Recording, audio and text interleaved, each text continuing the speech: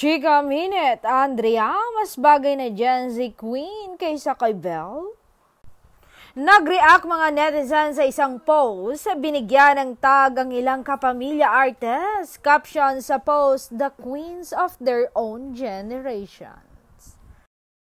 Belle Mariano, Gen Z Queen, Kim Cho, Millennial Queen, and Ann Curtis, Gen Z X Queen, Slay, Kapamilya Queens. Bagamat may mga sumang-ayon, mayroon din namang umalma.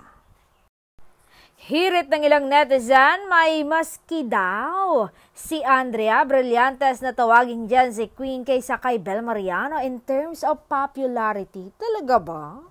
Ito ang ilan sa reaksyon ng mga netizens sa ex-social media account. Sorry pero pas kay Belle Mariano as Gen Z Queen. Despite the controversies, it should be Blight. As much as I don't like Blight and get so irritated by her and most Gen Zs, parang she fits the whole Gen Z stuff than Belle. Belle kasi si just overhyped by the network and fans of the Love Team but she's not really up there. Nope, si Blight pa din no matter the controversies she's had throughout her career. Siya yung pinakamalakas among her Gen Z peers pagdating sa masa in terms of familiarity sa TV, dating back to Annalisa and social media engagement.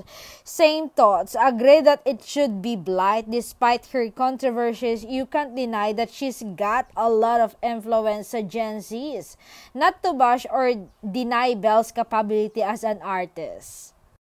At may mga umalma namang hindi tama ang title ni Gen Z X Queen ni Ann Curtis dahil mas bagay dito ang tag na Millennial Queen.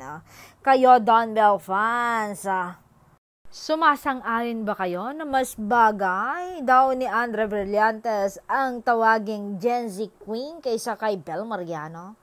Comment down below.